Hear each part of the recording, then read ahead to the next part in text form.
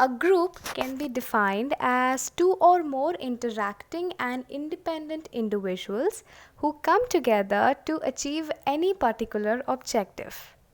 So, with this, I would like to kickstart today's video that talks about basic group behavior of individuals. Hello, guys, and welcome back to my channel, Psych Content. And I would want to talk about groupism and group behavior in today's video. So I wanted to start with defining what exactly a group is so that we can further move on to group behaviors. Like I said, I would want to repeat the definition of groups again for you all. And it goes like, a group is defined as two or more interacting and independent individuals who come together to achieve any particular objective. Now, since we know what exactly a group is, we would want to be talking about what a group behavior is mostly termed as. So, a group behavior consequently is a situation where people in a group interact in either large or small groups.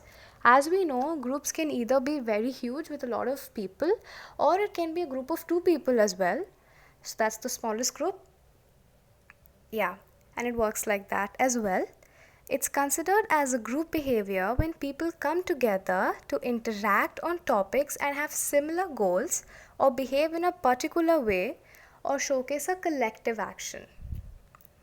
It is the attitude, feeling, and thought of collection of people that can be observed or noticed. Only when people have common thoughts, actions, and they have a common goal wherein it can be concluded that this particular group is, directed towards a particular group behavior. So that's the condition, I would say. It is guided by some rules and regulations which may or may not be so with every individual, though there are scopes for some subjectivity in every aspect. So moving on to the main aim of this video, I only chose this topic for today because I wanted to explore the reasons that are employed behind people wanting to work in groups and trying to take up the groupism aspect. I can personally say this, that there are many of us here that like to work in group activities, even in schools and colleges and workplaces.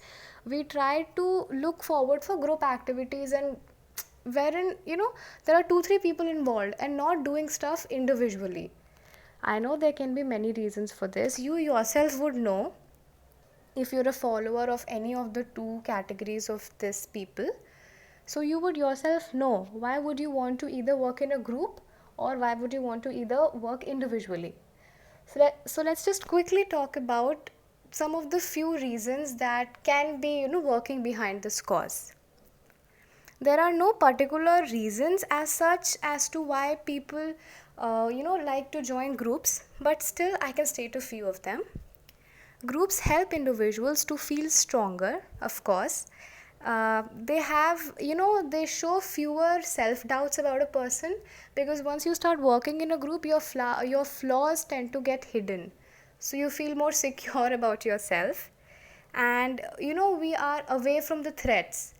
Suppose, for example, if your group fails in a particular project, so the failure will be considered of everyone's, not just one person.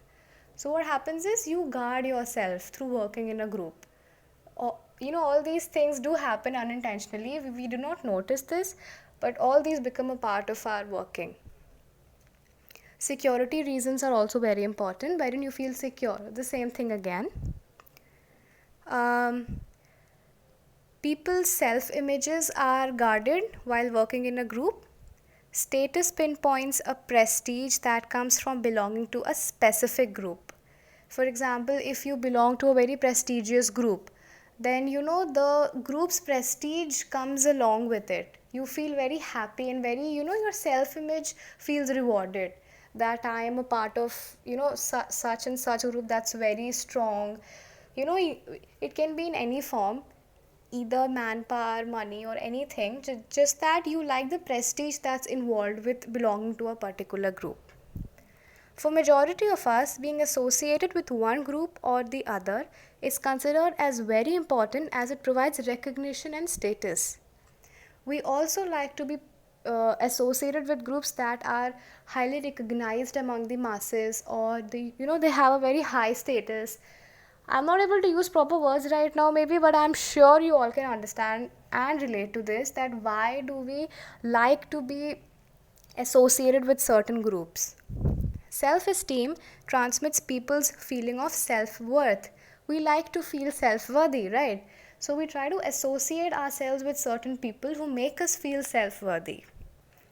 Sometimes it so happens that the acceptance and membership in a particular group can raise feelings of self esteem. For example, if you're accepted in a highly valued social group, you feel self worthy. You feel as if you are something. You feel that your existence has been counted upon. So that can be another reason why do we like to, get ourselves enrolled in certain groups of these sorts. One of the appealing attitudes of groups is that they represent power. And that's a very important reason for association with groups for such a majority of people. There are times when people want to hide their shortcomings by heading into groups. I guess this point has been repeated. I can say that it has been repeated, that we like to be associated with groups that showcase a lot of power.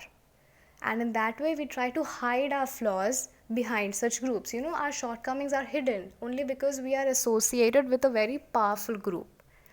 So, that way, what mostly cannot be achieved individually becomes possible with group effort. Right. So for example, if there's a lazy person and he by chance gets in touch with a group that's pretty hardworking. It already has 3-4 people who are very hardworking, but this person is very lazy.